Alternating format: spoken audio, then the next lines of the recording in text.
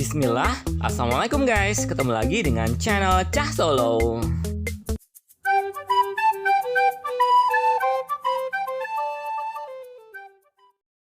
Guys, bila kita diminta menyebutkan siapa pejuang muslimah Indonesia yang memakai jilbab, mungkin kita akan menjawab Rasuna Said, seorang pejuang muslimah yang namanya diabadikan sebagai nama jalan utama di kota Jakarta.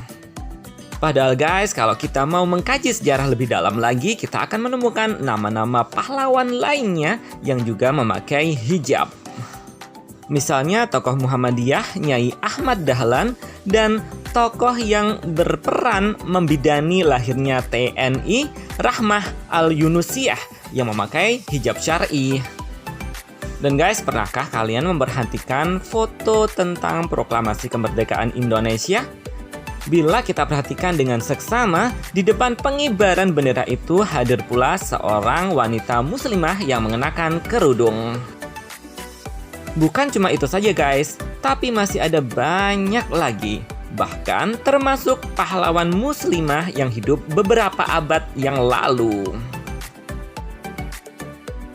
Dan guys, selama ini seringkali kita dengar pula hijab dan jilbab hanya dianggap sebagai budaya Arab dan bukan identitas muslimah Indonesia ataupun warisan asli Nusantara yang diturunkan dari generasi ke generasi. Namun faktanya guys, ternyata sejarah tidak menunjukkan demikian. Hijab merupakan identitas asli muslimah Indonesia sejak berabad-abad yang lalu, meski pada awalnya hanya berupa kerudung yang ditaruh di atas kepala. Sebelum lanjut, jangan lupa bantu channel kami dengan klik subscribe, like, komen, dan share ya guys. Thank you. Sejarah mengenai lahirnya jilbab di Indonesia dan siapa wanita Indonesia pertama yang memakai jilbab mungkin memang belum diketahui secara pasti. Penelitian tentang sejarah jilbab di Indonesia dan perkembangannya pun belum banyak disentuh oleh para peneliti dan sejarawan. Tapi guys, diperkirakan pada tahun 1400 Masehi, Sultan wanita Samudra Pasai, Sultanah Sri Ratu Nihrasyah Rawangsa Khodiyu, Sultan wanita Aceh Darussalam tahun 1641 hingga 1675, Sultanah Sri Ratu Safiyatuddin Tajul Alam Shahjuhan Berdaulat, dan Sultan wanita Aceh Darussalam tahun 1678 hingga 1688, Sultanah Sri Ratu Zakiyatuddin Inayatsyah sudah berjilbab. Meski jilbab mereka terlihat masih belum sempurna dan masih berupa selendang atau kain yang dijadikan sebagai kerudung. Saat Sultanah Sri Ratu Zakiyatuddin Inayatsyah memerintah, bahkan Aceh Darussalam pernah mendapat kunjungan dari rombongan Syarif Mekkah. Menurut catatan sejarah, rombongan Syarif Mekkah itu kagum dengan kemajuan kota Banda Aceh di Aceh Darussalam dan mereka menyanjung prajurit wanita istana kerajaan yang terampil mengendarai kuda dan memakai pakaian yang sopan dan tidak menyalahi aturan agama Islam. Dan guys, pada sekitar tahun 1800-an, jilbab mulai umum dikenakan oleh masyarakat muslimah di Minangkabau, Sumatera Barat. Gerakan Padri di Minangkabau yang berusaha untuk menerapkan syariat Islam di masyarakat juga turut memperjuangkan pemakaian jilbab bagi kaum muslimah Minangkabau. Sebelumnya, mayoritas masyarakat Minangkabau tidak begitu menghiraukan syariat Islam, sehingga banyak terjadi kemaksiatan. Kemudian para ulama Padri tidak tinggal diam, mereka memutuskan untuk menerapkan syariat Islam di Minangkabau termasuk aturan pemakaian jilbab. Akibat dakwah Islam yang begitu intens di Minangkabau, Islamisasi di Minangkabau telah meresap sehingga syariat Islam meresap ke dalam tradisi dan adat masyarakat Minangkabau.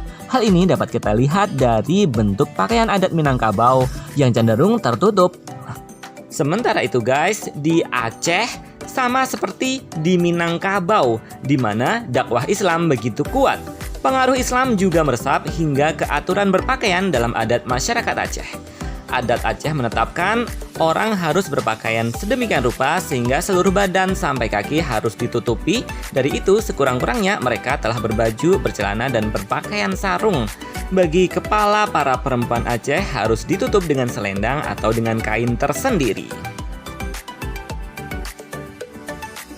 Pada masa perkembangannya tahun 1800 hingga 1900-an, sudah semakin banyak muslimah Indonesia yang memakai jilbab secara tertutup.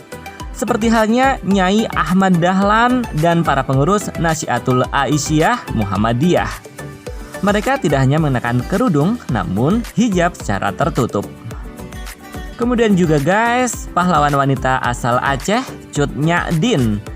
Beliau terbiasa memakai kerudung. Meski dalam lukisan dan fotonya beliau tidak digambarkan sebagai wanita yang berjilbab, namun pada foto saat ia ditangkap oleh pihak Belanda menunjukkan bahwa Cut Nyak Dien mengalungkan sebuah selendang di lehernya yang diperkirakan selendang itu berfungsi sebagai kerudung. Ada pula guys, Rahmah El Yunusiah, seorang tokoh wanita yang berjasa dalam membidani lahirnya TNI. Dalam foto beliau terlihat sangat tertutup auratnya dengan jilbab panjang dan baju yang tidak ketat. Bukan hanya sekedar memakai kerudung, tapi benar-benar memakai hijab yang sempurna. Tak hanya itu saja, Rahmah El Yunusiah pada tahun 1935 mewakili kaum ibu Sumatera Tengah mengikuti Kongres Kaum Perempuan di Batavia. Dalam kongres tersebut, beliau memperjuangkan pemakaian busana perempuan Indonesia yang hendaknya memakai kerudung. Beliau berusaha memberikan ciri khas budaya Islam ke dalam kebudayaan Indonesia. Kemudian guys, di era pergerakan nasional tahun 1930-an, kaum perempuan yang berkerudung mulai banyak. Misalnya, Rangkayo Rasuna Said. Beliau mengenakan hijab yang sangat rapat dan syar'i. Selain beliau, ada juga istri pahlawan nasional Buya Hamka, yakni Ibu Siti Raham, yang juga memakai hijab syar'i. Perkembangan selanjutnya, para wanita berkerudung asal Sumatera cenderung memakai jilbab yang rapat dan syar'i.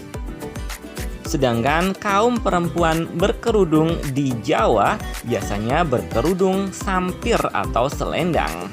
Namun ada pula yang berjilbab rapat seperti kaum perempuan dari Muhammadiyah. Namun guys, pada tahun 80-an, tepatnya 1982, pemerintah Orde Baru sempat mengeluarkan peraturan tentang seragam sekolah nasional yang berujung pada pelarangan jilbab di sekolah-sekolah negeri. Akibatnya banyak siswi yang kukuh berjilbab dikeluarkan dari sekolah-sekolah. Hal ini mendapat tentangan dari umat Islam. Namun alhamdulillah pada tahun 1991 aturan tersebut dicabut dan para siswi-siswi yang berjilbab di sekolah-sekolah negeri diizinkan. Dan alhamdulillah guys, pemakaian hijab sejak tahun 90-an, 2000-an hingga sekarang semakin populer di masyarakat muslimah Indonesia. Meskipun ada sebagian kecil orang yang tidak suka dan menganggap hijab hanyalah budaya Arab, tapi alhamdulillah muslimah Indonesia banyak yang tidak menghiraukannya. Mereka tetap bersikukuh memakai jilbab atau hijab karena itu adalah ajaran agama Islam, perintah Allah Subhanahu wa Ta'ala. Jika video ini bermanfaat, like dan share ya. Terima kasih.